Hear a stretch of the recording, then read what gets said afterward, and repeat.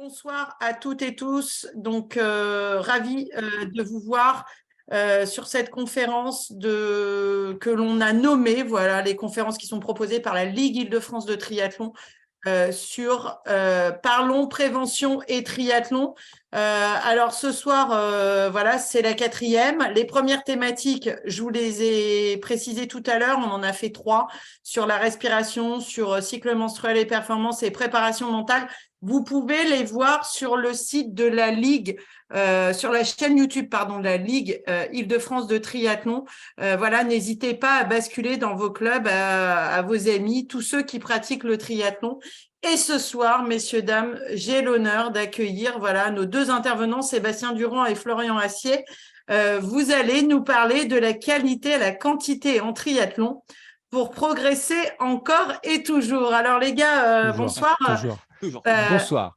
Vous avez un arrière-plan qui ressemble en rien au mien. Est-ce que vous pouvez nous dire où vous êtes et puis surtout qui vous êtes, vous présenter un petit peu pour en savoir on est actuellement dans un endroit qui s'appelle le Pavillon des Fleurs à Menton-Saint-Bernard, qui est une ville située au bord du lac d'Annecy.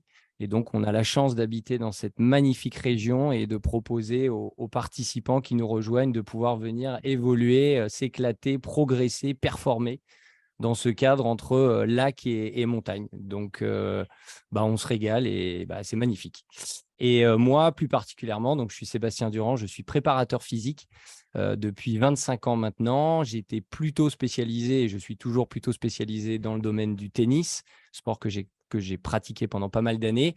Et depuis 15 ans, j'ai commencé à être piqué un peu par le triathlon et j'ai commencé en tant que pratiquant. Et puis, au fur et à mesure, j'ai fait évoluer toute ma pratique et mon développement en matière d'entraînement et de préparation physique dans le secteur du triathlon, mais également dans plein d'autres activités, ce qui me conduit aujourd'hui à être préparateur physique toujours dans le tennis, mais aussi dans pas mal d'activités et de pouvoir enchaîner aussi bien des sports de combat que des sports collectifs, le triathlon bien sûr, les sports de raquettes et ainsi de suite. Donc, ça permet de créer une grande diversité et on s'aperçoit qu'il y a énormément de points communs, en tout cas dans le secteur de la préparation physique, sur tous ces aspects, dans tous ces sports. Ok, Florian. merci. Et toi, Florian Donc Florian, je suis entraîneur triathlon et pratiquant également depuis plus de 25 ans dans chacune des distances. Ça fait quelques années maintenant que je suis au bord du lac d'Annecy et on profite également de cette belle région. Et puis voilà. Ok. Ok. Donc, un vaste programme, donc de la qualité de la qualité à la quantité en triathlon. J'en accepte encore. Bonsoir pour ceux qui nous rejoignent. On vient tout juste de commencer, donc vous n'avez encore rien raté, mis à part la présentation de nos 2 intervenants qui sont au bord du lac d'Annecy. On va commencer tout simplement par ça, parce que alors moi, pour ceux qui ne me connaissent pas, donc Karine Dupuis, je suis au club de l'US Palaiseau Triathlon. Vous savez, je suis beaucoup sur les aspects de triathlon santé, mais ces conférences ne sont pas forcément étiquetées triathlon santé. C'est vraiment pour, en tout cas, vous apporter des nouvelles choses et peut-être aussi des nouvelles choses dans votre pratique au quotidien, parce qu'on le sait, voilà, le triathlon, 3 disciplines. Il y a toute le management entre la vie privée et aussi vos différents challenges, échéances que vous mettez des fois avec c'est pas facile à concilier. Et puis donc là Sébastien et Florian vont être là pour nous aiguiller, parce qu'à un moment donné, il y a aussi, on le sait, beaucoup de blessures dans les clubs de triathlon, il ne faut pas s'en cacher. Comment on peut encore mieux s'entraîner pour encore progresser comme on le souhaite et surtout dans les temps qui nous sont impartis.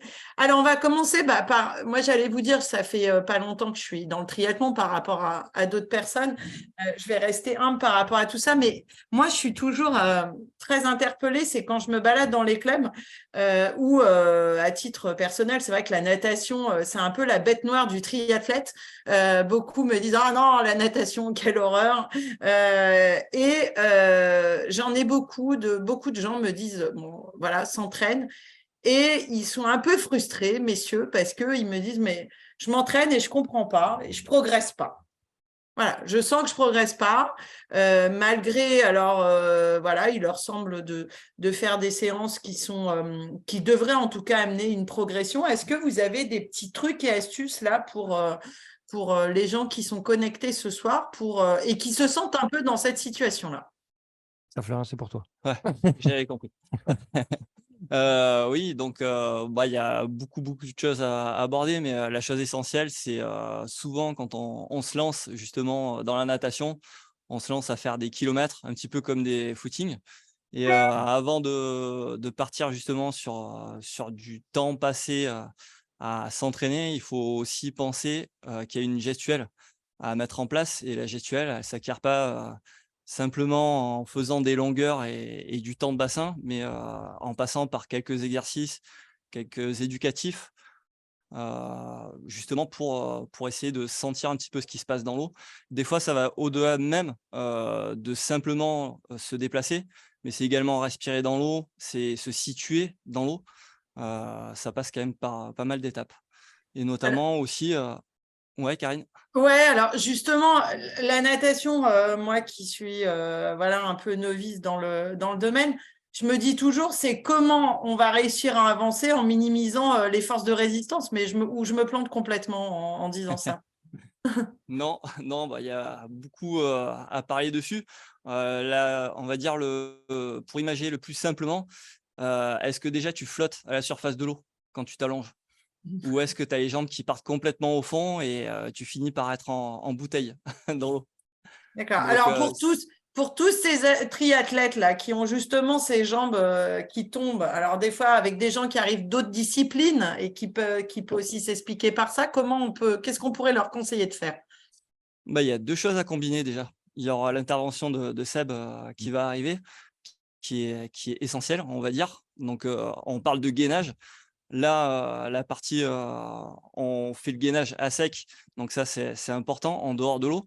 Mais, il y a savoir le retransférer, dans l'eau et ça, c'est un peu une autre paire de manches. Donc, ça sera plutôt ma partie où, il y a plusieurs exercices d'équilibre à réaliser avec ou sans matériel. Mais déjà, c'est aussi, utiliser sa respiration parce que quand on souffle complètement l'air, déjà, c'est une base, qu'on a dans la cage thoracique, c'est simple, hein, on coule. Donc, même si on garde l'air, on va quand même couler un petit peu, mais quand même beaucoup moins. Voilà. Et ouais, toute cette partie gainage, c'est sûr qu'elle est essentielle, mais on a vu beaucoup en fait de sportifs, comme tu disais, qui venaient d'autres disciplines et qui en fait peuvent être extrêmement bien gainés finalement en dehors de l'eau et faire des exercices incroyables en déséquilibre, et ils sont très costauds, tout ce qu'on veut. On peut même voir les tablettes, tout ce qu'on peut imaginer. Les muscles profonds sont bien stabilisateurs, il n'y a aucun problème. Et en fait, on les met dans l'eau et comme dit Florian, ils font un peu la bouteille. Donc, l'eau, c'est quand même quelque chose de différent, et l'aspect spécifique lié à l'eau et au gainage dans l'eau est encore quelque chose de vraiment particulier. Et de le faire, moi, j'ai vu Florian fonctionner justement sur ce genre d'exercice et sur ce type-là. Et c'est extrêmement intéressant de voir justement à quel point on peut finalement arriver à être finalement gainé dans l'eau et ressentir ce qui se passe concrètement dans l'eau. On le voit aussi chez les enfants, c'est hyper intéressant de voir l'évolution, comment ils captent les choses. Et d'ailleurs, au-delà, avant de parler de gainage dans l'eau, il faut aussi, au tout début, commencer par le relâchement. Il faut accepter de se laisser porter par l'eau et pas tout de suite essayer de transférer ce qu'on vit en mode terrien et d'essayer de le transférer directement dans l'eau, parce que c'est exactement ça qui nous fait couler, qui nous aspire au fond de l'eau.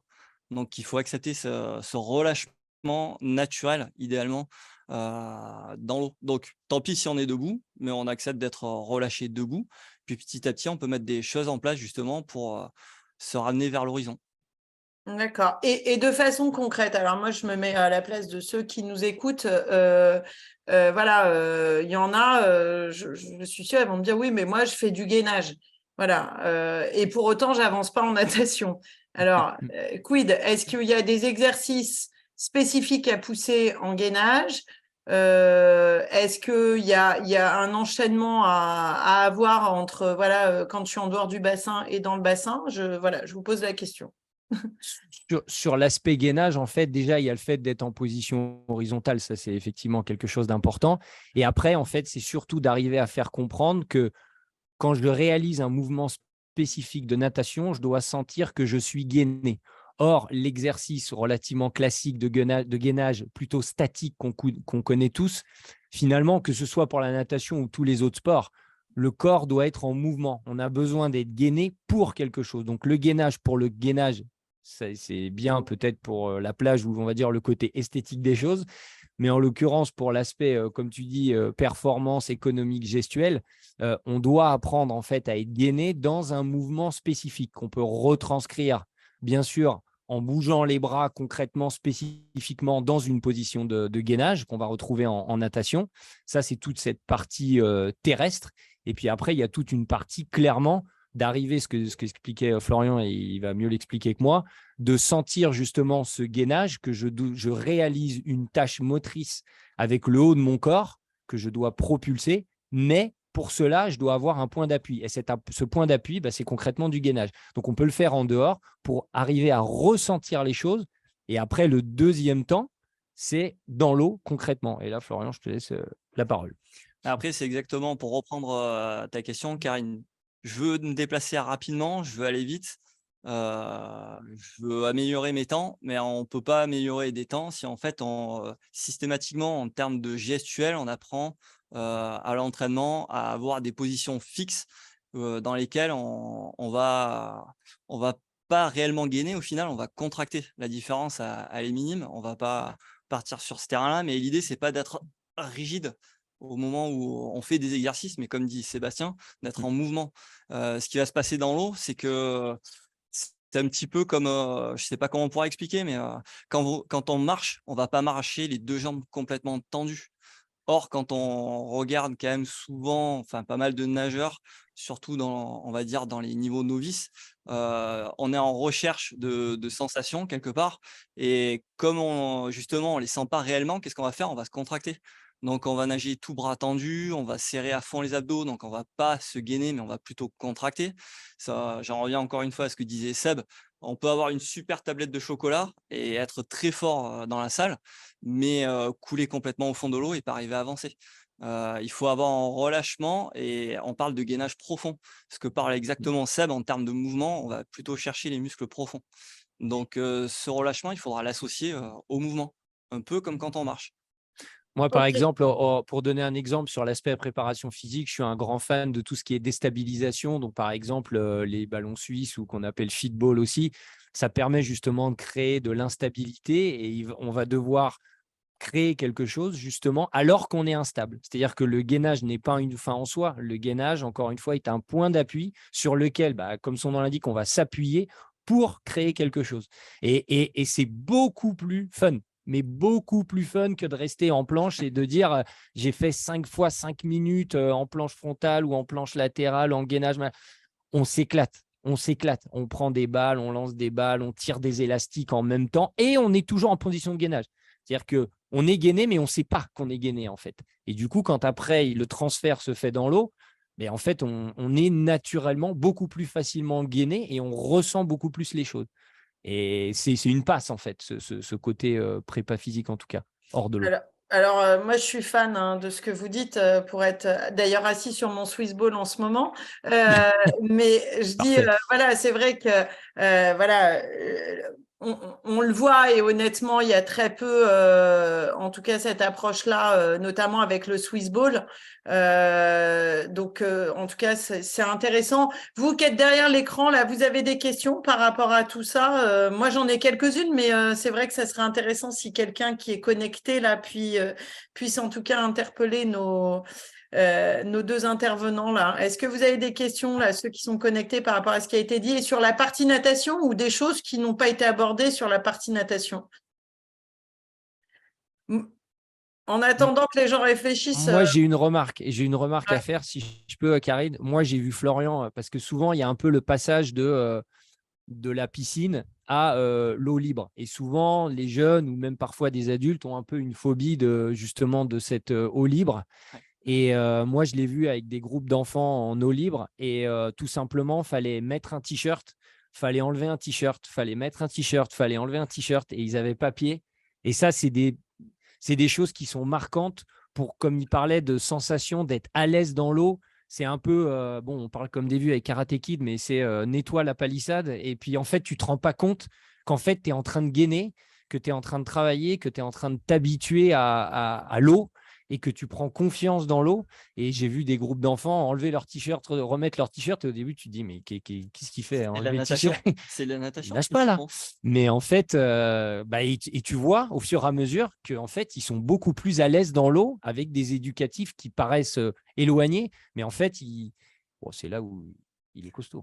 Donc, en gros, c'est pour faire Et le ça lien m'a avec marqué, ce que tu disais. Bah ouais, parce qu'en fait, on fait la même chose, que ce soit dans. Là, on parle de la natation, ça sera pareil pour la suite. Mais jouer, en fait, quand on parle de la quantité, de la qualité, pardon, à la quantité, c'est le début de la qualité, il commence par le jeu. Quand on progresse, on s'amuse. Enfin, on s'amuse quand on progresse, et après, c'est un cercle qui va. Voilà, un cercle vertueux, je cherchais le mot.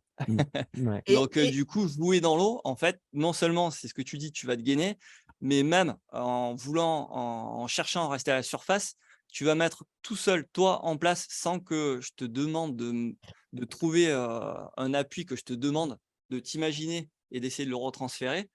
Et en gros, toi, toute seule, tu vas trouver une solution pour flotter. Donc, ça veut dire que déjà, simplement par le jeu, tu vas mettre en place des solutions d'appui qui passent par des appuis. Pardon. Et quelque part, alors pour ceux qui ne savent pas, alors moi qui suis fan de tout ce qui a trait à la tête et par le biais des neurosciences, moi il me semble qu'il y a une chose aussi qui me semble importante, c'est qu'il y a beaucoup d'adultes qui me disent non mais j'aurais dû commencer la natation plus jeune, maintenant c'est trop tard. Alors, par rapport à ça, qu'est-ce que vous avez à répondre? Est-ce que c'est vraiment trop tard ou est-ce que pendant des années, quand effectivement l'individu a appris une certaine gestuelle, bon, moi j'ai la réponse sur le versant voilà, purement neuro, on va dire, mais à partir du moment où on a appris une mauvaise gestuelle et on le voit, et pour certains qui sont encadrants dans les clubs, est-ce qu'on peut arriver vraiment concrètement chez des adultes à remodifier les choses et à refaire prendre conscience à l'individu de tout simplement du bon geste et de l'efficience du geste? Bah, avant de parler de la natation, je préfère te laisser parler d'un point de vue terrestre, et après je ferai le lien Ouais, avec. en fait, c'est surtout, je trouve que l'idée, c'est de se dire qu'est-ce qui pourrait éventuellement poser problème dans deux aspects. Il y a l'aspect prévention, c'est-à-dire blessure. Par exemple, en natation, bah, j'ai une mauvaise gestuelle qui conduit à des traumatismes, qui conduit à des phénomènes inflammatoires. Et ça peut être problématique dans la continuité. On y reviendra très certainement. Mais c'est ce qui peut poser problème après parce que bah, tout simplement, on ne peut plus nager parce qu'on a mal à l'épaule, très clairement. Donc, c'est qu'est-ce que on ne veut pas voir finalement et qui va au moins permettre de pouvoir continuer à s'entraîner en natation, mais c'est valable dans tous les autres sports.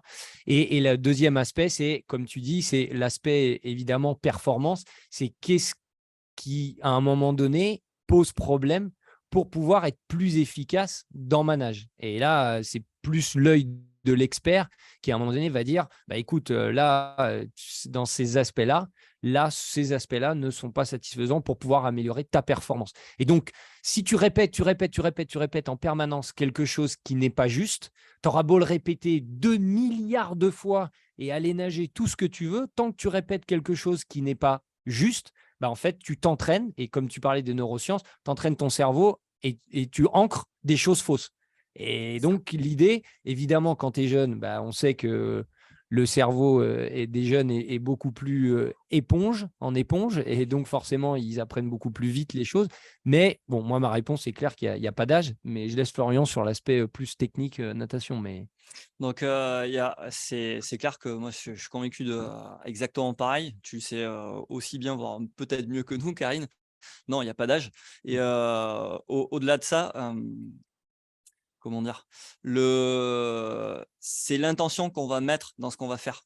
Si je peux rajouter à tout ce que tu as dit, faire un exercice pour le faire un éducatif pour le faire, aller s'entraîner pour s'entraîner. Il y a un moment, peut-être que la partie plaisir va être déconnectée, l'aspect jeu va disparaître et du coup, on va pas progresser de la même manière. Et peut-être que justement, il y a un moment, on va se buter sur une marche. L'idée, justement, c'est que quand on va partir sur des éducatifs ou autres, c'est pas d'essayer d'en mettre 20 ou 40, c'est d'en prendre un et puis essayer de le faire au mieux et de le ressentir et d'aller chercher un espèce de relâchement pour faire le lien entre apprendre à nager et faire d'autres sports.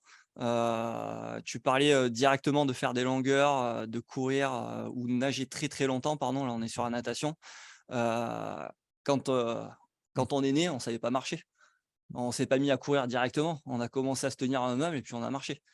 Donc là, faire le lien, en gros, c'est on prend quelqu'un qui ne sait pas nager, on le jette au milieu du lac et puis on lui demande de nager et de traverser le plus vite possible. Donc c'est en ça, quand on se met à pratiquer une discipline, qu'il faut penser. Là, je parle même plus de la natation, je parle de n'importe quel type de discipline. C'est qu'à un moment, il faut commencer par le commencement. C'est ça. Et Sans pour autant, pardon Karine, à mon avis, sans pour autant chercher le geste parfait. Parce qu'effectivement, on a peut-être des antériorités d'opération au coude, à la main, aux épaules, au dos, peu importe. Et donc, du coup, forcément, la gestuelle a été un peu modifiée avec les années. Et la recherche permanente de la perfection technique. Tiens, avant que, si je peux me permettre de te couper, c'est là où le rôle d'un prépa physique intervient et l'entraîneur prend le relais.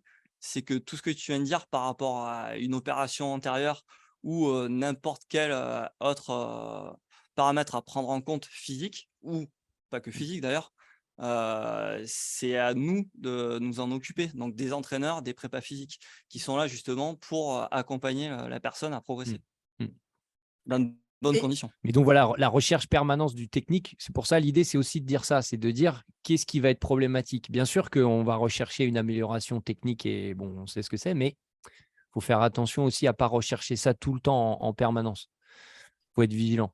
On a une petite question, Martine. Bonsoir. Est-ce que vous pouvez mettre votre micro et poser votre question? Martine? Bon, c'est peut-être une erreur de clic. De clic. Par rapport, est-ce que... Non, ça y est, c'est bon. Ah, c'est bon. Non, bon. c'est pas une erreur de clic, c'est une erreur de geek. Bonsoir. Donc, moi, je vous remercie déjà pour le temps que vous nous accordez ce soir et pour la conférence.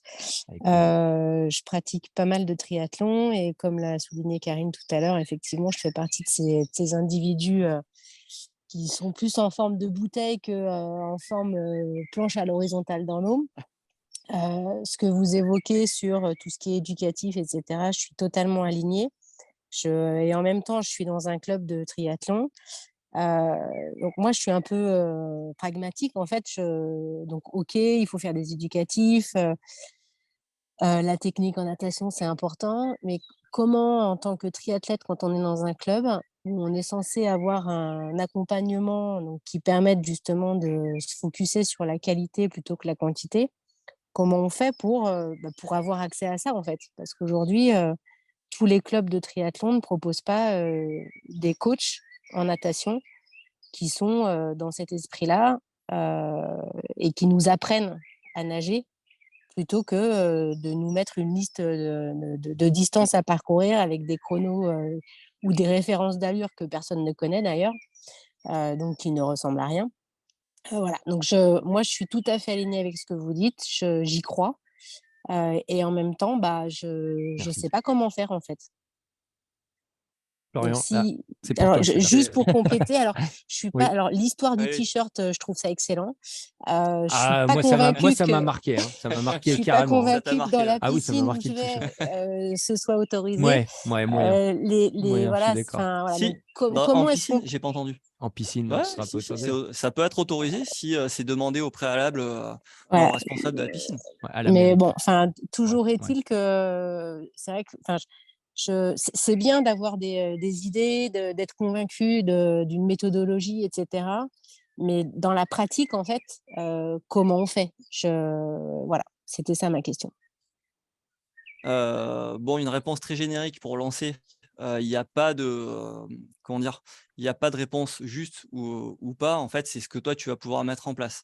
Quand tu vas à l'entraînement, donc c'est ce que je disais tout à l'heure, ça fait plus de 25 ans que je pratique le triathlon, donc j'ai traversé quand même pas mal de clubs. Il y a une contrainte qu'il faut prendre en compte où on peut pas jeter la pierre à un entraîneur, en club, c'est qu'il a beaucoup de monde dans les lignes. Je pense que tu peux faire allusion, tu as déjà peut-être vécu, être à 10 ou 12 dans un bassin de 25 et du coup, là, pour nager, c'est quand même assez compliqué. Alors, en gros, tu es déjà en train de faire un triathlon pendant ta séance. Hem, C'est ça. Ah, c'est un bon donc éducatif en même temps, pourquoi pas? ouais. Oui, ouais, Après, c'est c'est aussi une ce qui se façon de passe, voir hein, les de toute choses. façon, C'est hein. apprendre à rester calme. Voilà, voilà. Oui, c'est complètement. Faut toujours Faut voir voir le le positif. positif. Donc, alors, par le club. En gros, il y a une chose, qu'il faut que si toi, tu te sens de la mettre en place, c'est, prendre ton mal à patience, accepter qu'il y en a qui en gros de l'éducatif qui est proposé, sur la série dans laquelle tu t'es lancé, n'aient pas envie de s'embêter avec et puis, le fait le plus vite possible, sans ressentir quoi que ce soit.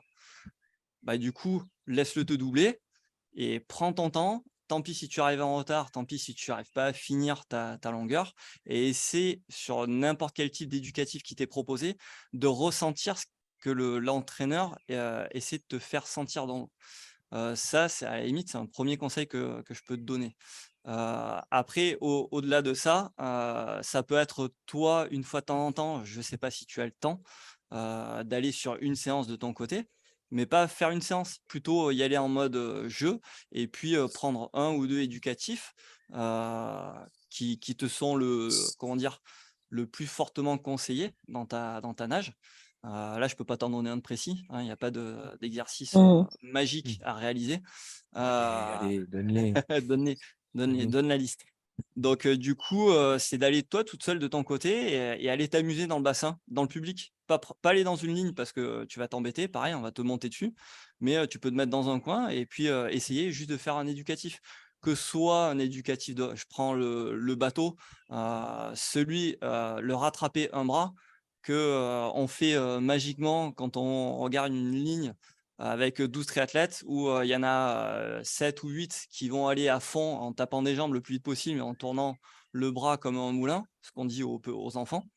Bah, plutôt que de faire ça, prends ton temps, mets-toi tranquillement dans un bassin de ton côté et essaie de sentir ce qui se passe sur tout ton trajet, aquatique, on va dire, parce qu'après c'est encore autre Mmh. chose à mettre en place, mais au moins ce qui se passe sous l'eau, et essaie de sentir toute cette résistance qui peut se passer à l'intérieur de ton bras, par exemple, mais prendre le temps. Moi, je rajouterais Mmh. autre chose aussi que Florian utilise pas mal et que j'ai, enfin, moi, j'apprécie énormément et c'est pas toujours fait, c'est l'utilisation de la vidéo. Et souvent, on se rend pas toujours compte de ce qu'on fait, que ce soit sur l'eau ou sous l'eau. Et des fois, enfin pareil, on a vu, enfin Florian, tu peux évidemment en parler mieux que moi, mais on voit très bien qu'en fait de se voir, et des fois on a une perception du corps où on a l'impression qu'on met la main de telle et telle manière, et en fait quand on se voit, on se dit mais ouais, en fait, mon cerveau, il n'était pas du tout connecté avec ma sensation de main, d'épaule, de bras ou de gestuelle du haut du corps. Et du coup, il y a un décalage total. Et c'est vrai que je trouve que l'appui de la vidéo apporte énormément aussi. Alors, c'est toujours pareil, il faut les moyens, il Ah faut mais, pouvoir filmer et d'ailleurs, ainsi de suite. pour rebondir Et je sur ce que trouve que tu c'est un dis, vrai plus. c'est top. En gros, Martine, ce que tu peux faire, il y a quand même pas mal de piscines qui acceptent aujourd'hui, hein, les téléphones ou, les appareils photos sur le bord du bassin, même s'il y en a qui interdisent. Si tu as la chance d'avoir un bassin qui l'autorise, je vais pas faire de pub, mais il y a un grand magasin qui propose des pochettes dans lesquelles tu peux mettre ton téléphone portable. Ça coûte, aux alentours de 10 €. Mmh. Tu Mmh. l'enfiles dedans, tu demandes à un copain ou une copine de, lancer la vidéo avant de rentrer dans l'eau. Tu rentres dans l'eau et tu fais, 15 mètres, 10 mètres. Tu te mets au milieu du bassin et tu reviens en nageant vers le mur et déjà tu vas Mmh. voir ce que toi tu fais. Ça déjà, c'est une première solution et Moi, le top de la pyramide, si on monte encore dans la technologie, je trouve que c'est l'utilisation des casques où en fait Mmh. l'entraîneur en direct coach dans l'eau parce que souvent, je fais quelque chose, j'arrive au bord du bassin et là, l'entraîneur me dit, tu as fait ça, tu as fait ça. Après coup, finalement. Et là, on peut avoir des correctifs en direct pendant des séries. Bon, voilà, je ne sais pas s'il y en a certains d'entre vous qui ont eu l'occasion de tester ou d'utiliser ce type de matériel-là. Et Quoi qu'il en soit, je moi, pense je suis fan. Moi, j'adore, en tout cas. Alors, justement, par rapport à ce que vous dites, là, j'avais une question de Anne qui disait « Je rejoins Martine, les coachs en club sont très orientés volume et chrono. Je n'ai jamais eu une analyse technique poussée d'un coach. Est-ce que vous faites du coaching à distance via de l'analyse vidéo ?» Tout est envisageable. Tout est envisageable à partir du moment où on peut voir nettement ce qui se passe. Après, il y a un paramètre qu'il faut prendre en compte, c'est celui qu'a dit Seb, c'est qu'il faut aussi avoir pleine conscience de son corps et des mouvements qu'on réalise. Donc, on peut donner, avancer des conseils, mais après, il n'y a rien qui remplace un coach sur le bord du bassin pendant ta nage et qui peut t'accompagner justement sur des correctifs. Mais oui, c'est complètement envisageable. Avec un œil actif, je pense que c'est important. Ouais. Parce qu'effectivement, sinon, plaquer la liste comme ça sur la planche humide au bord du bassin. Après, il y a des choses, par exemple avec le casque, comme disait Seb, il y a beaucoup de clubs qui, au final, peut-être soit en termes de budget, ça c'est encore un autre débat, mais des fois qui n'y ont pas forcément pensé, et pas à mauvais escient, hein, mais que c'est pas forcément ce qui passe en premier par la tête. Mais les casques, c'est pas fait que pour la natation synchro, et ça vient de plus en plus justement pour tout ce qui est pratique sportive, enfin pratique linéaire, pas sous le bassin, où sur une ligne, vous êtes 7 ou 8, même 10, hein, et vous faites tourner les casques. Et du coup, l'entraîneur peut très bien, je pense que vous avez tous vécu au moins un 10 fois ou 20 fois 50, voire un 10 fois ou 20 fois 100, et je ne parle pas d'autres distances. Donc, sur ce type de distance, plutôt que de nager pour nager, être accompagné avec un casque, et pendant la nage, plutôt que d'arrêter sur le bord du bassin, alors ta main, il faut la mettre comme ça ou comme ça, justement, on peut dire avant de partir, tiens, toi, on sait qu'est-ce que tu as à travailler, et puis pendant la longueur, hop, attention, ta main, par exemple, tu la tires droite, plutôt que d'essayer de faire un petit trajet. Le temps passe un peu plus vite aussi. Le temps passe beaucoup plus vite. Non, puis au final, quel que soit le sport, pardon Karine, mais en fait, ça donne du sens. Et je pense que c'est important pour nous tous pratiquants, même si on est passionné, c'est à un moment donné de se dire, ok, j'y vais, mais qu'est-ce que j'ai appris aujourd'hui? Bien sûr que j'ai fait du volume, bien sûr qu'il y a tous les aspects physiologiques qui rentrent en jeu et c'est indiscutable, mais il y a toute une partie aussi de comprendre et de donner du sens à ce que je fais, comment je le fais, et je me suis senti progresser par des éléments techniques ou biomécaniques, tout simplement. Et on en revient à l'intention. Ouais. Du coup, désolé Karine. On ne va jamais s'arrêter, Karine, fais attention. Ouais, attention, tu nous as... On en revient à l'intention. 50 mètres en crawl, tu peux finir ton 50 mètres sans nager très vite et en finissant très fatigué. Parce que tu as travaillé là-dedans et que tu as essayé de connecter tout ce qui avait besoin à connecter, lier la tête au bout de ses doigts ou au bout de ses pieds, c'est vraiment pas facile. Donc, et ça, c'est des choses, comme tu disais, quand on se lance sur des séries qui sont longues, on en a besoin, ça c'est inévitable, mais dedans, on peut rendre encore un petit peu plus de difficultés. Donc peut-être diminuer un tout petit peu en volume, mais continuer à penser à toutes ces petites choses-là qui nous fatiguent encore un peu plus. Et c'est stimulant. Stimuler, ça nous fait progresser. Alors, vous voyez, les débats sont passionnants rien que sur la partie natation. Je vois le temps tourner, on va avancer. Mathias… Heureusement qu'on ne parle pas de décathlon, parce que là, sinon… Ah bah là, ouais. C'est très mal. Il y a Mathias de Saint-Germain qui dit on pratique régulièrement avec le système vidéo à Saint-Germain-en-Laye. C'est un vrai plus. Et donc, vous voyez, nos échanges font qu'il y a du mercato en cours et que visiblement, Martine va changer de club. En tout cas, c'est ce qui est mis dans le chat. Mathias, tu peux nous faire part un petit peu, vous, qu'est-ce que vous faites à Saint-Germain, justement? C'est intéressant. Bonsoir à tous.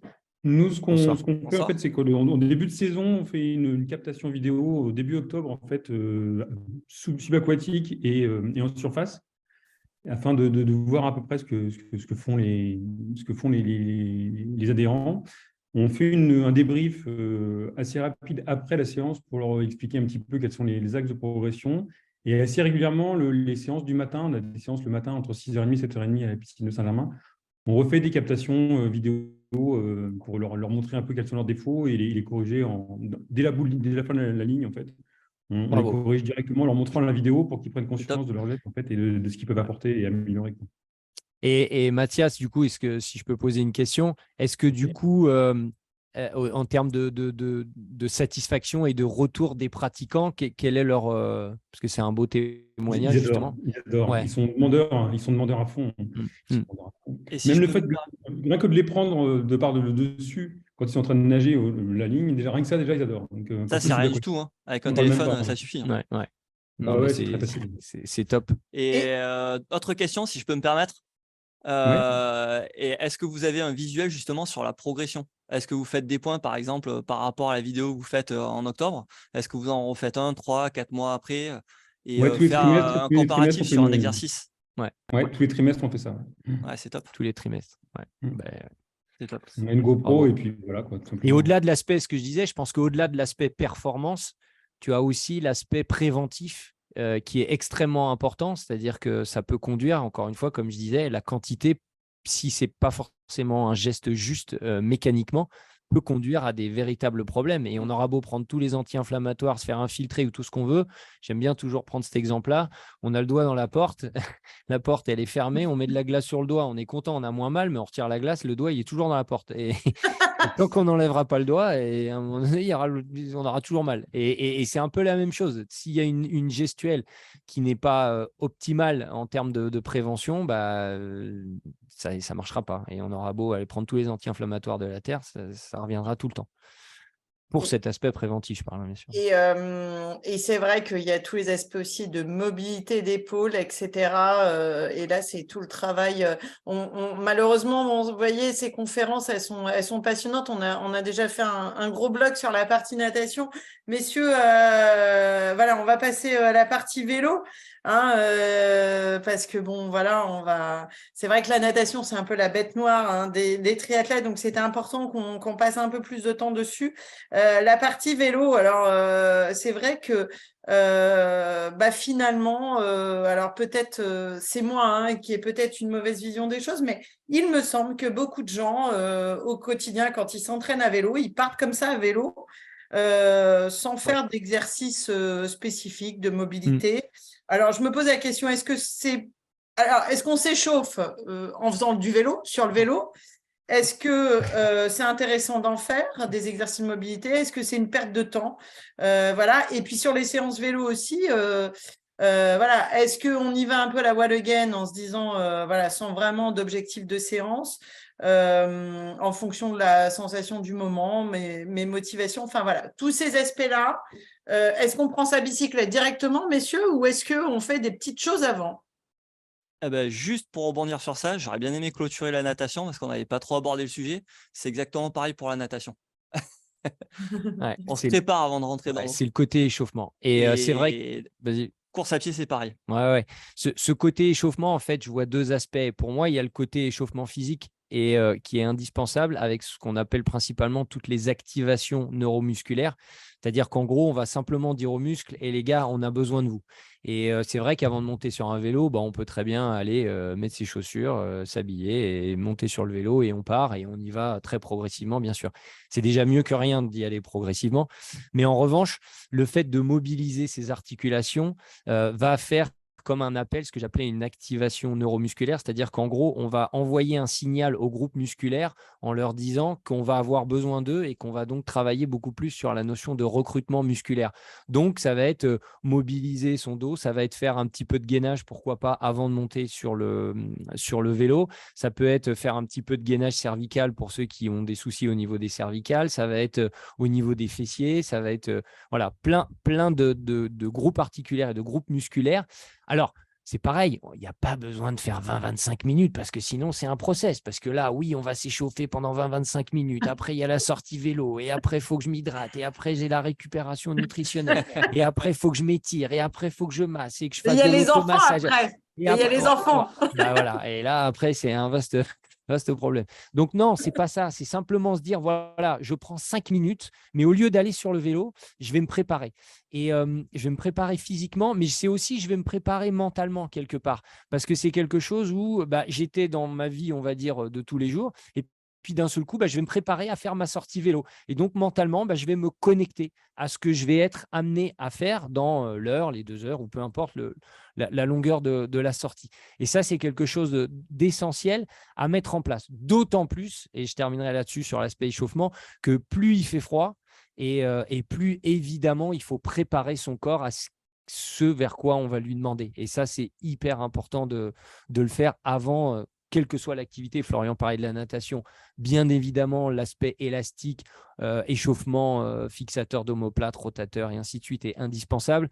Et puis avant la course à pied, pareil, même chose. Donc, c'est quelque chose de très important à, selon moi, à intégrer relativement rapidement chez les jeunes pour leur donner cette structure et cette hygiène de vie. Pas que les jeunes. Pas que les jeunes. Pas que les jeunes, parce qu'après, quand on vieillit, on est rouillé. Il faut dérouiller la bête. Et concrètement parlant, une petite routine comme ça qu'on peut faire avant de prendre sa bicyclette, entre guillemets, son vélo? Moi, j'aime bien, par exemple, mobiliser un peu les articulations. Donc, c'est d'abord mobiliser au niveau du dos. Je parlais de mobiliser au niveau des cervicales. C'est mobiliser au niveau du bassin et des hanches. C'est mobiliser au niveau des chevilles. C'est déjà mobiliser en fait le corps, c'est-à-dire l'emmener dans des amplitudes qu'il n'a pas l'habitude d'avoir, ne serait-ce que la demi-heure ou l'heure d'avant. On était assis, par exemple, on n'a pas bougé et d'un seul coup, on va se mettre en activité. Donc, on va mobiliser son corps en allant rechercher des amplitudes dont on n'a pas l'habitude. Après, il y a une deuxième partie qui est plus ce que j'appelle la tonification, où là, je vais vraiment me tonifier, donc du gainage, c'est-à-dire que je vais aller réveiller les groupes musculaires dont je vais avoir besoin plus tard. C'est tonifier au niveau des muscles fessiers. Ça peut être enchaîné avec des petites fentes dans l'axe, ça peut être monté sur l'avant du pied, ce genre de choses où en fait je vais réveiller mes groupes musculaires, les tonifier pour sentir et faire monter. On parle souvent de la température centrale et périphérique. C'est un peu cette idée-là, c'est-à-dire que je vais faire monter la température de mon corps et me préparer à ça. Et après, je peux tranquillement monter sur mon vélo et commencer, bien sûr, mais ça on le sait, commencer progressivement. Et par rapport à ça, ça peut prendre 5 minutes. 5 minutes. Même voilà, 5 minutes, c'est mieux que zéro. C'est mieux que zéro. C'est comme le gainage, c'est comme le renforcement, c'est comme les étirements, c'est comme tout ça. Il n'y a pas besoin de se dire « Ah ouais, mais ça prend 20 minutes, 25 minutes. » Non, déjà 5 minutes, c'est mieux que zéro. 3, c'est mieux que zéro. Bon, ok, mais c'est ça que je veux dire, c'est que d'avoir la volonté et de faire ces choses-là, répéter, c'est tout ce petit travail qu'on appelle invisible, qui rajouté à chaque fois, si on fait 5 minutes, 10 minutes par jour, si on le multiplie 4 fois dans la semaine, 5 fois, on est à 50 minutes par semaine, multiplié par X semaines dans l'année, en final, ça fait beaucoup. Et je vais donner un exemple frappant que j'avais eu il y a quelques mois, on va dire, où quelqu'un qui m'avait appelé d'un club, qui n'était pas de mon club, et qui me disait je crois que là, je me suis blessée, j'ai besoin de tes conseils. Et puis finalement, en discutant avec lui, donc quelqu'un qui était en train de préparer une échéance à vélo, qui faisait des séries de 150 squats. Voilà. Ah oui. Donc, c'est aussi, j'aime beaucoup ce que vous dites, c'est quelque part, on n'est pas en train de vous dire de modifier complètement, si en tout cas vous ne faites pas tous les bons conseils là, qui sont en train de nous donner, mais c'est en tout cas de l'instaurer un peu dans vos routines quotidiennes d'entraînement et surtout d'arrêter des séries de ce type qui n'ont aucun intérêt, enfin à mon sens, sauf un intérêt majeur qui est la blessure. Et donc, c'est aussi les idées reçues. Ce n'est pas parce que vous allez faire 150 squats que vous allez avancer plus vite à vélo. Messieurs, je vous laisse rebondir là-dessus. C'est plus que rebondir là. Oui, c'est exactement ça. C'est-à-dire que c'est encore une fois, ce qu'il faut rechercher dans l'aspect performance, c'est multidisciplinaire. Et donc, il y a cet aspect, évidemment, qualité physique qu'on pourra travailler au travers de la préparation physique en dehors pour, à un moment donné, clairement aller secouer l'organisme. Mais pour le secouer, il faut bien le secouer et il ne faut pas mal le secouer. Donc, faire du renfort musculaire, c'est très, très bien. Seulement, il faut se poser la question, est-ce que j'ai la bonne mobilité pour le faire? Est-ce que j'ai les bonnes postures pour le faire? Est-ce que je le fais de manière correcte? À quel moment je le fais? Ce n'est pas juste je fais pour faire. Encore une fois, c'est ce qu'on disait, c'est le même principe que pour la natation. C'est donner du sens. Alors là, on parlait de technique de natation, mais ça va être donner du sens dans la préparation physique. Je le fais, mais pourquoi? Est-ce qu'à un moment donné, c'est me tonifier pour pouvoir rééquilibrer au niveau corporel parce que je sais que j'ai des déficits dans certains secteurs qui me posent des problèmes après sur le vélo? Est-ce que c'est clairement en termes de puissance et que je vais aller rechercher un gain de force supplémentaire parce que derrière, ça va se retranscrire en termes de puissance sur le vélo. Mais comment je le fais? Qu'est-ce que je fais? Et là, c'est clairement se rapprocher aussi de professionnels qui pourront vous orienter sur ces aspects-là. Mais tu prenais l'exemple des squats. Si à un moment donné, je fais des squats complets, mais que je n'ai pas la mobilité pour le faire et que je mets des charges trop lourdes qui ne sont pas adaptées, que j'ai une mauvaise posture et que, encore une fois, répéter, à un moment donné, on conduit malheureusement à ce que le corps dit stop avec des blessures. Et bon, après, on est dans une spirale qui est contre-productive au final, alors que ça partait d'un bon sentiment. Au contraire, moi, je ne peux que, évidemment, c'est ma fonction, je ne peux que engager et conseiller à tout le monde d'intégrer à bon escient de la préparation physique dans sa pratique, quel que soit l'âge, quel que soit le niveau. Au contraire, il faut le faire, mais il faut bien le faire. Et pour reprendre et revenir sur juste pour imager les 150 squats faits en déséquilibre, il n'y a pas besoin d'en faire 150 pour avoir mal aux cuisses. Voilà. Voilà. Donc, autre aspect aussi, objectif de séance. Il est vrai que, voilà, je pense notamment à ceux qui préparent des ultras, hein, enfin des Iron, pardon, excusez-moi, des longues distances. Il y a le quid du vélo où on entend voilà, les gens qui partent pendant des heures faire du vélo. Alors justement, sur les objectifs de séance, moi, j'avais la question, voilà, comment bien gérer tout ça dans le quotidien? Est-ce que, voilà, quand je prépare un Iron, il faut forcément faire des sorties? Alors, j'exagère volontairement, mais que des sorties de 5-6 heures. Voilà, quels sont vos conseils, vous, par rapport à ça? Bon, du coup, là, ça sera plus moi. Je pense, même si j'ai des choses à dire, mais vas-y. De toute manière, le lien est forcément pareil avec Seb, hein. Là, partir, tu peux faire quoi? On va prendre le cas d'un half, par exemple. Ouais, Allez, on part sur un half. Donc, on va prendre. Peut-être que tu fais allusion à quelqu'un qui prépare un half, donc qui va correspondre aux alentours de 5 entre 4, on va dire, entre 4 et 7 heures de vélo, selon le niveau. La palette est quand même plus que large. Ce sera quelqu'un qui sera peut-être capable de partir à la journée complète faire du vélo, sur ce que tu dis. Ouais. Donc, en gros, l'idée, c'est que ça, d'un point de vue complètement personnel, hein, c'est pas utile. Par contre, ça peut être plaisant. Donc, du coup, là, ça peut être utile parce que la personne se fait plaisir. Mais il y a des choses à faire. Et partir sur une sortie de 3 à 4 heures. Et puis, justement, repenser à tout ce qu'on a dit en natation. On va pas réaborder le détail de la préparation, de la technique à vélo. La technique, il y a beaucoup à parler sur le vélo. Il y a l'étude posturale déjà, avant de partir de faire 6 heures de vélo. Est-ce que déjà j'ai une bonne position sur mon vélo? Est-ce que je suis bien? Est-ce que je pédale sur la pointe des pieds? Est-ce que je suis assis correctement sur ma selle? Est-ce que le guidon n'est pas trop loin? Ça, c'est des choses qui sont importantes.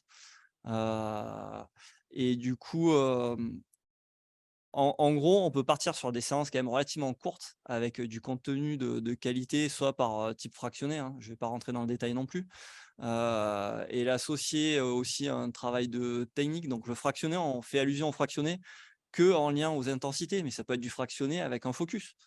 Est-ce que pendant 30 secondes, je suis capable de pédaler correctement rond au lieu d'écraser la pédale en diagonale? Est-ce que pendant, je vais dire une bêtise, pendant 30 secondes, je suis capable de tenir une haute vélocité? Ça, c'est pareil, il y a un grand débat sur la vélocité à vélo. Donc, on n'est pas obligé de faire des heures et des heures pour préparer 4 à 5-6 heures de vélo. Donc, Pardon, ouais, excuse-moi, je te coupe, Karine. En fait, l'idée, c'est que, général, hein, c'est que selon moi, le corps humain est feignant. Et donc, mais involontairement, il est fait pour être feignant, c'est-à-dire qu'il est fait pour se protéger. Je pense que tu pourras même en témoigner par rapport aux neurosciences, c'est que Ouais. globalement, on a cet aspect en fait de se protéger et donc de devenir économique. Et donc, si on répète et on sollicite l'organisme toujours finalement de la même manière, bah, au départ, ça va provoquer une sollicitation et donc une progression, mais à un moment donné, qui est constatable rapidement. ouais, voilà, ce qui est très bien, mais on va arriver à une forme de plateau en termes de progression. Et donc, parce que bah, l'organisme, il devient économique et il s'habitue. J'ai ma sortie, j'ai mon circuit, 3 heures, temps de moyenne, machin, temps de watts. L'organisme et la tête. Oui, la tête aussi. On est addict. Et justement, de temps en temps, de sortir de cette zone un peu de confort intellectuel et confort physique, permet justement de créer cette adaptation et donc d'avoir une progression qui s'ensuit. Donc, c'est ce que disait Florian et on parlera certainement de la course à pied après aussi, mais c'est ça qui est passionnant, c'est qu'à l'intérieur, on peut rajouter plein de choses. Et du coup, ça challenge, c'est sympa. Et puis, ça crée véritablement des progrès sans toujours faire la même chose, le même volume, les mêmes distances, et ainsi de suite. Il faut perturber. Et voilà, il y a des exercices qui sont très simples, qui peuvent mettre en difficulté, et du coup, qui quand même nous font passer un bon moment sur le vélo, parce qu'au lieu de s'ennuyer à rouler au même train, à la même allure, on met en place des choses, et le temps passe quand même beaucoup plus vite. Et c'est quand même plus plaisant, et on rentre peut-être des fois un peu moins aigri de sa séance, parce que j'ai pas fait 27,5 de moyenne. Et ça, c'est quand même bien à souligner, c'est que vaut mieux faire 20 km/h de moyenne avec des exercices à l'intérieur pendant lesquels on a fait sauter la moyenne, ou on a fait de la force, on a cherché un point technique. Et sachant que sur la posture vélo, j'y suis passé rapidement, mais c'est quand même la base avant de faire du vélo. Ouais. Donc, le placement des cales, et on peut avoir une Formule 1 sous nos fesses, un super vélo à 10 000 €. Si on a une charrette, donc on n'a même pas de moteur, le vélo, il va rester sur place, hein, il ne va pas avancer.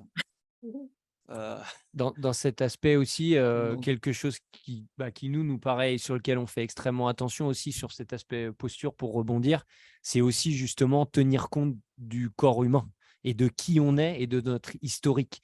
Parce que souvent, il y a souvent les cotes, les fameuses cotes et les normes, mais c'est des normes qui conviennent à tout le monde, mais en fait, ça convient à personne.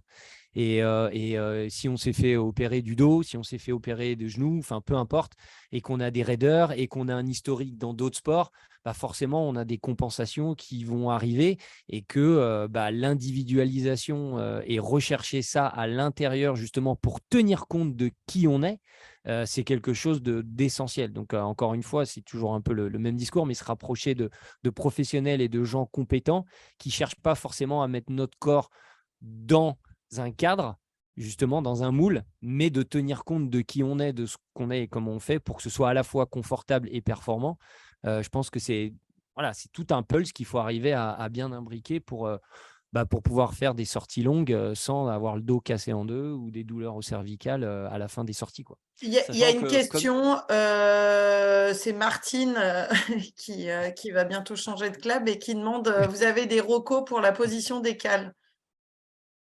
Des recos, non, il n'y en a pas. Je vais pas faire de formule toute prête. La reco, c'est d'aller voir un bon, comment dire?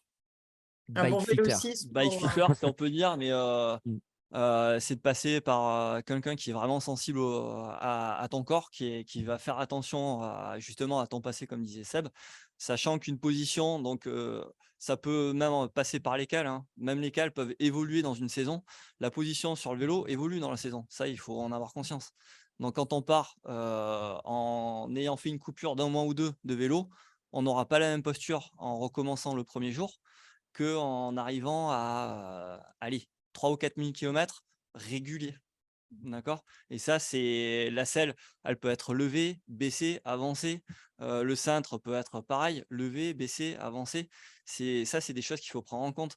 Pareil, la position des cales, il y a des typologies, on va dire il y a des physiques où ils vont pédaler plus en mollet, d'autres plus en cuisse.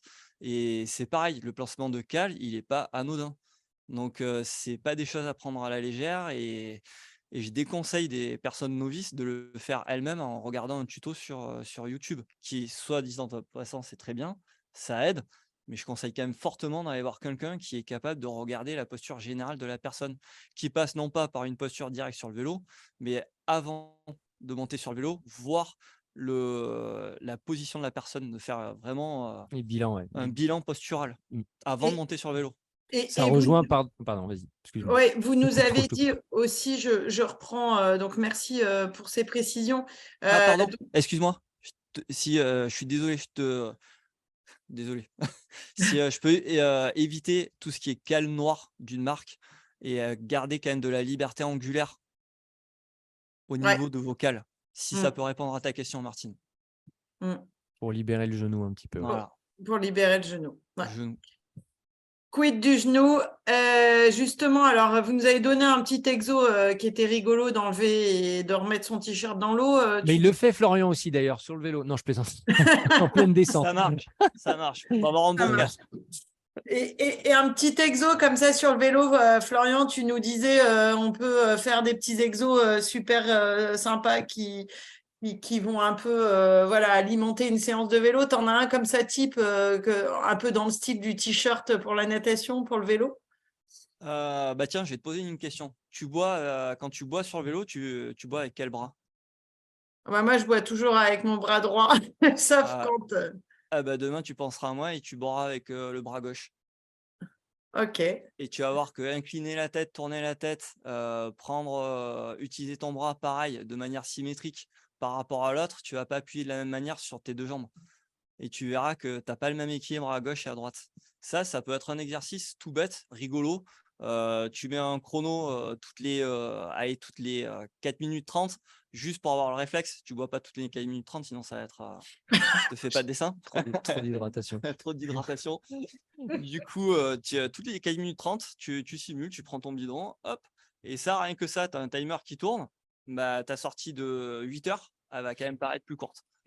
Après, je trouve intéressant, pardon, ouais, Florent, mais je trouve intéressant aussi, comme on disait, dans les écoles de natation, il y a les éducatifs de natation. Je trouve que dans les écoles de cyclisme aussi, notamment chez les jeunes, je trouve que c'est intéressant. Il y a plein d'éducatifs qu'on peut reprendre, même chez des adultes, pour sentir un peu mieux. Je pense que tu pourras en parler sur l'importance de la descente, avoir les bonnes trajectoires. Il y a plein d'exercices qui existent, qui sont passés sous une barre, monter un trottoir. Il y a énormément d'éducatifs à vélo. Il y a plein de trucs super intéressants à faire. Donc, du coup, en éducatif, il y en a un qui est tout bête parce que je pense que la plus grande majorité, vous avez des pédales automatiques. C'est un grand classique, hein, mais quand on regarde, même à haut niveau, les exercices qui sont réalisés sont souvent les plus simples. Et on cherche justement à le réaliser au mieux possible. Quand on trouve qu'un exercice est trop simple, souvent, c'est parce qu'on le fait avec des compensations et donc on le fait peut-être pas forcément correctement. Donc, il y en a un qui est tout bête, c'est pédaler une jambe. Tu déchausses un pied et tu pédales à une jambe. Et là, tu vas utiliser correctement ton cycle de pédalage. Ça peut en être un. Après, en notre éducatif, c'est faire un mélange de pédaler tranquillement. Donc, tu cherches pas à aller haut cardiaquement, au contraire, tu restes dans une zone de confort et tu pédales un petit peu en force, vraiment plutôt bas. On va sortir un petit peu un terme technique, mais on va pédaler aux alentours de 60 RPM par exemple. Et après, tu fais un contraste. Derrière, tu refais une petite série où tu pars à l'opposé pour justement avoir des sensations dans la série. Donc, pas essayer de développer l'un ou l'autre, mais plutôt justement pour créer des adaptations. Là. Des adaptations. Ok. C'est ça. Et ceux qui sont connectés, une question pour le vélo, puis on va passer, on dépassera un petit peu, mais bon, j'espère que vous ne nous en voudrez pas, c'est passionnant.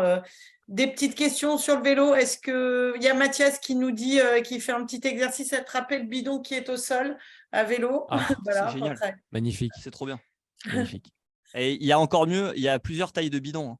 Il y a le 750 et le mieux, c'est de prendre un 350. C'est pas mal. On le couche, nous, sinon quand ils sont trop forts, on couche le bidon. Ah, c'est bien ça aussi. Des questions. Il y en a un autre, si tu veux, Mathias, hein, quand on a eu vent récemment, qui est pas mal. C'est un cône percé et il part avec une tige dans la main et il doit l'enfiler à l'intérieur du cône, le bâton. Ah ouais, c'est bien ça. Ou alors tu mets un cercle, tu prends le bidon du cercle et tu dois aller le poser dans l'autre cercle. Et après, tu fais des relais et tu fais des relais, et même chez des adultes, pour nous, imaginez-nous tous en train de faire ça. En fait, on travaille l'équilibre, on travaille plein de choses et on s'en rend même pas compte. Encore une fois, on retombe dans le. Il travaille le pilotage, c'est Sachant, exactement. Sachant que tu as d'autres éducatifs qui sont plutôt écolos, c'est quand tu manges ta barre, c'est passer proche d'une poubelle et au lieu de le jeter par terre, le papier, tu le jettes dans la poubelle en roulant. Ça, en fait, c'est pas mal comme exemple. Merci. Est-ce qu'il y a des questions des personnes qui sont connectées? On va peut-être, s'il n'y a pas de questions, on va passer à la course à pied. Alors, messieurs, je ne vais pas vous dire que dans les clubs, beaucoup de personnes ont mal aux genoux. Comment on peut expliquer ça? Quels sont vos conseils? Est-ce que c'est en lien finalement avec ce que l'on connaît, c'est-à-dire que beaucoup de gens ont des jobs sédentaires. Et dans les clubs de triathlon, il y a beaucoup de gens qui sont assis pendant 7 heures, qui enchaînent même des fois des visios et qui se mettent le soir à enchaîner les séances. Qu'est-ce que vos conseils, vous, qu'est-ce qu'il faut faire? Pourquoi finalement est-ce que c'est les spécificités du triathlon et du manque de renforcement peut-être qui engendrent ces douleurs aux genoux? Vous en pensez quoi? Ouais, il y a plein de paramètres, c'est vrai, comme on ne peut pas en déterminer un. Maintenant, il faut savoir que très souvent, l'articulation du genou est une articulation qui est bête. À savoir qu'elle est tout simplement, elle fonctionne d'une seule manière. Et en fait, très souvent, quand on a des douleurs de genoux, en fait, il faut chercher la cause. Et là encore, on peut se bourrer d'anti-inflammatoires, on aura toujours le doigt dans la porte, on mettra de la glace, on prendra tout ce qu'on veut, mais on aura toujours le doigt dans la porte. Et donc, si c'est lié à une mauvaise posture sur le vélo, si c'est lié à une mauvaise technique de course, si c'est lié à des mauvaises chaussures, et là, je rejoins l'aspect évidemment podologie, très important. S'il y a des manques de mobilité aussi au niveau du bassin qui conduisent forcément à une technique de course qui n'est pas adaptée. Et puis, évidemment, ce que tu disais aussi, un manque de tonus musculaire, notamment sur les chaînes postérieures, c'est-à-dire fessiers et ischio principalement, qui font qu'on crée des déséquilibres dans la musculature, donc des compensations qui peuvent conduire mécaniquement à un geste qui n'est pas juste et qui, encore une fois, répété, n'est pas quelque chose qui est tenable à moyen, voire long terme. Mais en tout cas, et toutes les études le montrent, la course à pied et les chocs, encore une fois, si c'est bien fait, ne sont pas forcément c'est pas contre-indiqué. Au contraire, ça permet justement de renforcer au niveau densité osseuse, au niveau ligamentaire, et c'est bon. Courir est bon pour la santé. Après, c'est évidemment comment on le fait et sous quelles conditions et ainsi de suite. Mais c'est pour ça que c'est énormément de paramètres à prendre en compte et il faut être vigilant sur tous ces aspects-là et se rapprocher de gens compétents et professionnels dans la matière. Après, je pense que Karine avait une idée en tête, c'est la chaîne post qui est souvent délaissée. Ouais. Souvent oublié. Je pense que c'est ça auquel tu faisais allusion, mais il n'y a pas que ça. Ouais, c'est des déséquilibres musculaires. Alors, bien sûr, il y a ce qu'on appelle des tests isocinétiques qui permettent, alors là, c'est très précis et ainsi de suite, de mesurer vraiment les équilibres qu'on connaît dans énormément de sports. Je pense notamment au football, par exemple, où pour eux, l'aspect des ischios, ou quand il y a vraiment chez les sprinteurs dans des disciplines où l'aspect de la chaîne postérieure est essentiel, mais sans aller jusqu'à des tests isocinétiques, on peut très bien déjà, tout simplement, on est sûr de ne pas se planter, c'est renforcer toute sa chaîne postérieure, c'est-à-dire lombaire, fessier et principalement les ischio-jambiers aussi. Et là, avec des petits exercices simples, et on revient encore avec peu de matériel, ou en tout cas même avec un Swiss ball ou un fit ball, on peut tout à fait complètement tonifier sa chaîne postérieure et du coup, on va avoir un meilleur équilibrage des membres inférieurs et donc moins de chances, je ne dis pas qu'il n'y en a pas, mais en tout cas moins de chances d'arriver à la blessure. Donc, il faudrait pratiquement, alors après, je fais peut-être un raccourci, mais je pense qu'aujourd'hui, en tout cas, à ma connaissance, en tout cas, je vais parler pour l'Île-de-France, peut-être instaurer aussi des sessions spécifiques d'1 heure carrément C'est-à-dire que, voilà, OK, il y a la natation, il y a les sessions vélo, il y a les sessions cap. Et moi, je pense que, voilà, ça me semble, en tout cas, au regard de tout ce qui a été dit là, que dans les clubs, vous puissiez aussi peut-être réfléchir à faire des séances d'1 heure de mobilité, de séances suisses, etc. Pour tout simplement prévenir tout un tas de choses qu'on a signalées ce soir.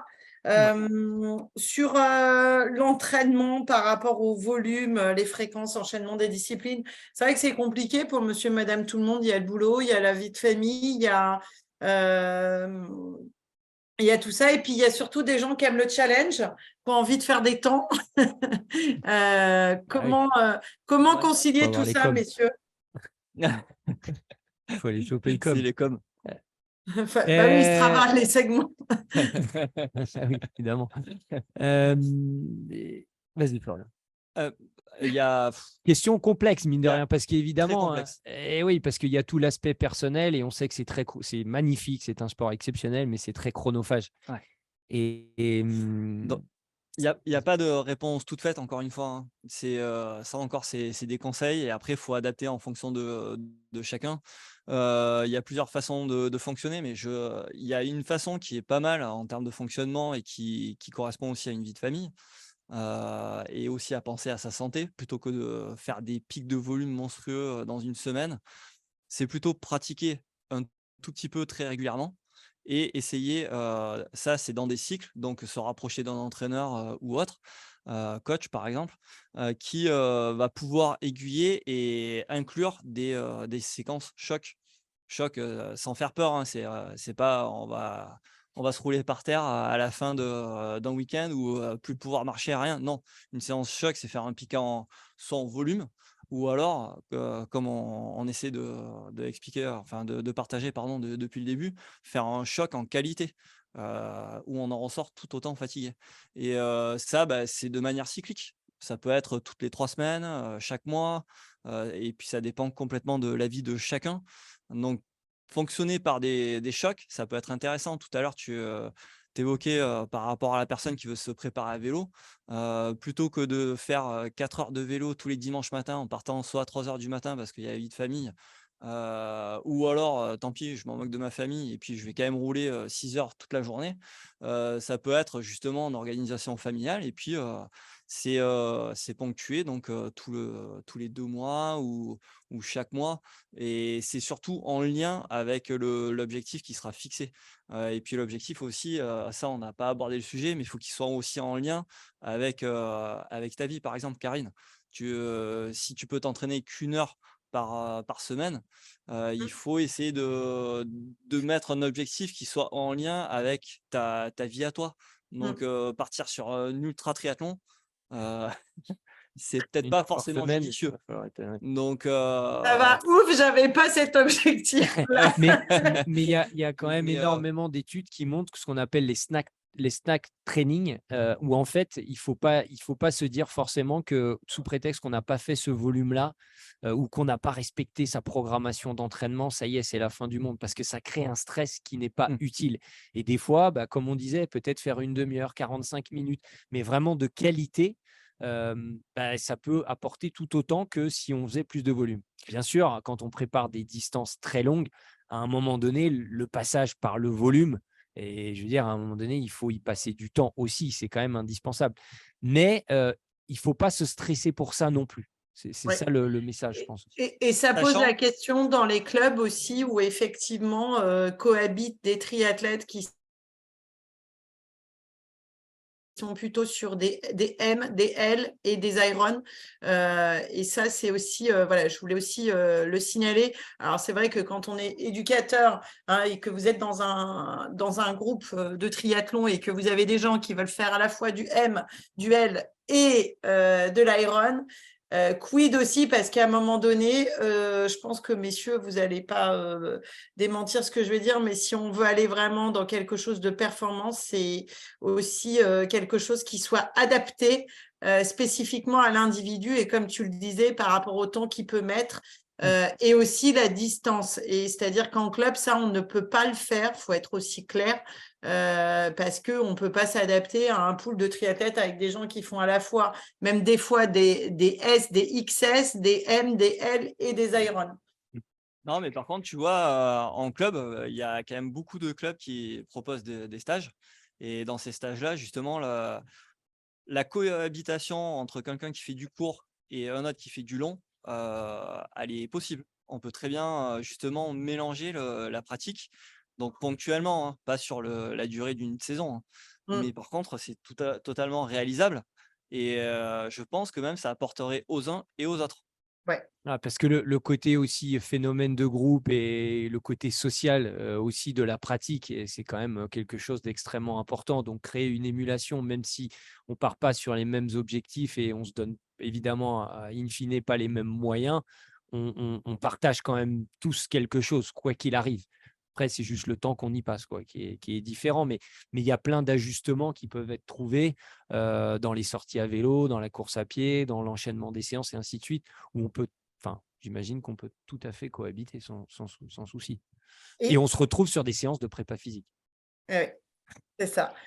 Et donc, là, par rapport à ceux qui sont connectés, des questions, là, par rapport à nos intervenants, il est déjà 22h15, on ne va pas tarder à conclure. Voilà, par rapport à tout ce qu'on a abordé, sur la natation, le vélo, la course à pied ou de façon générale, est-ce que vous avez des questions, ceux qui sont connectés? Non?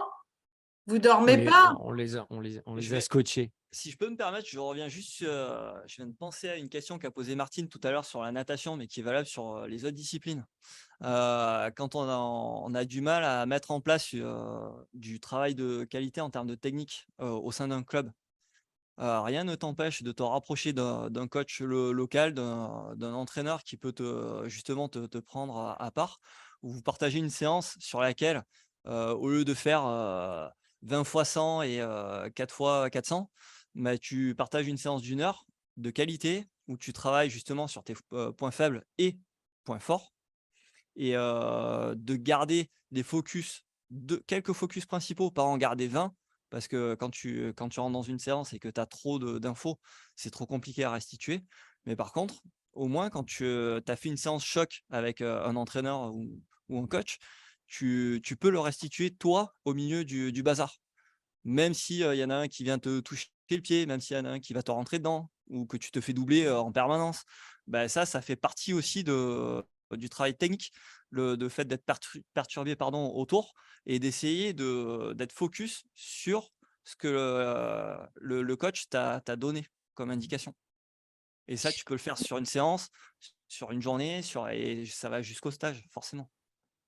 Il y a un élément aussi que je voudrais rajouter, moi, de mon côté. Attendez, juste. Ah, pardon. Allez-y, Martine.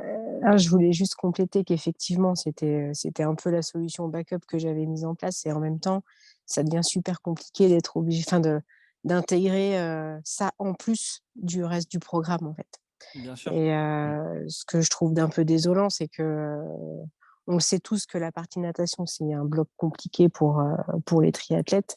Et que dans certains clubs, voilà. Et aujourd'hui, il y a des outils, tout ce qui est casque, etc. Je l'ai testé dans le cadre de stages de natation et franchement, c'est hyper puissant comme outil. Et je trouve juste un peu, voilà, et je trouve juste un peu dommage qu'aujourd'hui, que les clubs s'y mettent pas, quoi. Mais je note que dans certains clubs, on fait ça. En revanche, le ramasser du bidon, en fait, je vais peut-être me mettre à Saint-Germain juste pour la natation, parce que le ramasser du bidon, ça me plaît moins bien. Mais pourtant, c'est pas mal. Ramasser les déchets en forêt, c'est écologique. Comme alors, les déchets aussi, bon, ça, je veux bien. Mais non, mais alors, le summum, c'est que tu lâches le bidon, tu ouvres ta barre, tu la manges et tu jettes dans une poubelle. Voilà, et je retire mon t-shirt et je le remets. Et, voilà. Tu fais tout combiner et là, tu es top. Il y a une remarque aussi dont je voulais évoquer aussi ici, c'est ne pas oublier l'enchaînement des disciplines aussi qui est quand même important. Pas simplement l'aspect vraiment de la transition, mais ne pas oublier l'enchaînement, parce que des fois, on a tendance à séparer et à sectoriser les disciplines. Et donc, on nage, donc on pédale et donc on court. Mais il ne faut pas oublier qu'en fait, c'est l'enchaînement des trois. Et être capable d'être performant en course à pied après avoir fait du vélo, c'est différent que d'être capable de faire que de la course à pied. Croyez-en mon expérience. Et d'être capable de faire du vélo après être sorti de l'eau, ça aussi, c'est encore autre chose. Et il ne faut pas oublier, et je sais que Florian, il propose beaucoup de séances comme ça, que moi, personnellement, je trouve toujours pareil, ludique et hyper intéressante. C'est les séances de multi-enchaînement. Et ça, je trouve ça top. Et multi-enchaînement, il n'y a pas que vélo, course à pied, mais on peut faire natation, vélo. Il y a des bassins qui acceptent aussi et qui tolèrent de mettre en place justement sur des tapis, soit des home trainers ou alors des vélos d'appartement, et vous pouvez enchaîner natation et vélo plusieurs fois. Et ça, c'est top. C'est un bon travail d'adaptation. Comme je vois l'heure tourner, il est 22h20. Messieurs, on va faire un petit mot de conclusion individuel pour chacun. Alors, on va commencer par Sébastien. Si tu avais, toi, un message à faire passer, voilà, au regard de toi, ton domaine de prédilection, tu dirais quoi? Je sais qu'il peut avoir par moment tendance à être délaissé, ou en tout cas, il est utilisé une fois qu'il y a eu la blessure, et il faut aussi consacrer cet aspect préparation physique sous deux aspects. Le premier, c'est clairement l'aspect continuité de l'entraînement, prévention, parce que c'est bien de s'entraîner beaucoup, mais si on s'arrête un mois tous les 3 mois, il n'y a pas de continuité, et au bout de 2, 3, 4, 5 ans, finalement, on n'a pas progressé autant qu'on aurait pu. Donc, sous cet aspect préparation physique, il y a vraiment l'aspect continuité et prévention. Et puis, il y a l'aspect performance, clairement, pour aller chercher, on en a pas mal parlé, pour aller chercher des adaptations. Et donc, la thématique de ce soir, et ce dont on voulait vous parler avec Florian, sur cette notion vraiment de qualité d'entraînement, l'aspect préparation physique est un des éléments qui peut vraiment apporter de la qualité dans la quantité. Et toi, Florian, un petit message pour ceux qui… D'ailleurs, je me permets de vous dire juste, messieurs, il y a Seb de Saint-Omer qui dit merci beaucoup. C'était top, je dois vous laisser. Il est certain que les coachs nous accompagnent, mais qu'il faut par nous-mêmes réaliser certaines choses individuellement. Voilà. Je voulais vous partager. Merci aussi. Florian, toi, un petit message de conclusion? Alors, un petit message de conclusion. Essayez de ne pas oublier pourquoi vous pratiquez le triathlon. C'est de prendre du plaisir. Ne pas oublier que dans une programmation et que dans une saison, il ne faut pas essayer de garder que les moments où on est tout le temps en prise, où on est tout le temps dans le dur. La natation, si vous le souhaitez, ça peut rester juste un plaisir. C'est juste qu'il faut accepter de prendre son temps, que ça va moins vite que le vélo ou la course à pied. Donc prendre du plaisir tout au long de l'année et essayer de ne pas vivre le moment de fin de saison où on se dit « j'en peux plus, il faut que je m'arrête ». Essayer de vivre une saison complète avec le plaisir et que les transitions se fassent naturellement de saison en saison. Ok, et juste aussi, vous m'aviez dit, parce qu'on avait un petit peu discuté, bon, moi je suis toujours effarée quand je vais sur les courses, le matériel, hein, les gens ont du matériel juste incroyable. Ouais, après, chacun, c'est leur plaisir aussi. Voilà. Faut pas oublier. C'est leur plaisir, mais de temps en temps, peut-être qu'on peut mettre 100, 200, 300 € de moins peut-être dans un vélo, parce qu'on ne va pas être équipé avec le même groupe pour gagner 150 grammes. Mais par contre, peut-être qu'on peut se rapprocher d'un kiné qui va faire de la posture sur le vélo. Peut-être qu'on va se rapprocher d'un prépa physique ou d'un entraîneur dans certains secteurs. Et puis au final, peut-être que cet argent-là, il ne sera pas perdu, loin de là. Et pour rejoindre Seb, il y a un poste qui est facile à économiser, le vélo. Le vélo, il y a un montant pharaonique pour pas mal de personnes qui pourrait être économisé. Et justement, le montant économisé peut être utilisé pour se rapprocher d'un professionnel de n'importe quelle discipline, de n'importe quel champ du sport, pour justement essayer de se protéger sa santé, de faire attention, parce qu'on peut progresser, mais je pense que l'essentiel, c'est quand même notre personne, c'est notre physique. Merci en tout cas à vous deux. Moi, je dis toujours aux gens que j'encadre, je dis moi, ok le triathlon, et j'espère qu'à 85 ans, je serai encore en train de faire du triathlon. C'est ça qu'il faut avoir en ligne de mire. En tout cas, voilà, on a des commentaires là. Jérôme, merci pour cette vidéo conf de très bon niveau.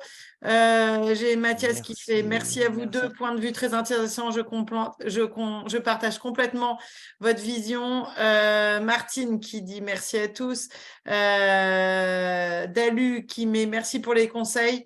Je ne doute pas que certains exercices vont être testés. Merci, top. Nadine, voilà, c'était la 4e conférence.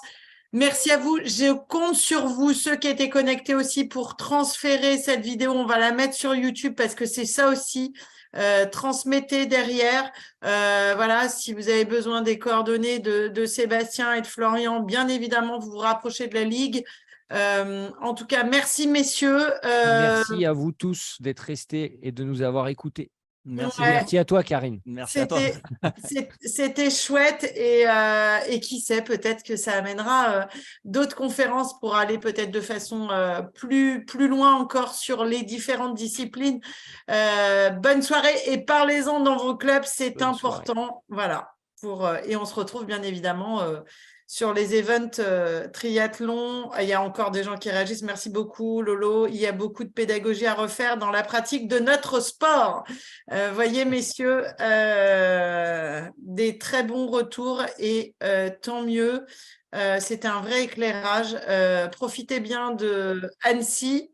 Voilà, Menton-Saint-Bernard, le soleil s'est couché. Là, par contre, c'est calme. Là, au niveau activité triathlon, on va être calme. Là. On est bien pour nager de nuit. Allez, on peut nager de nuit.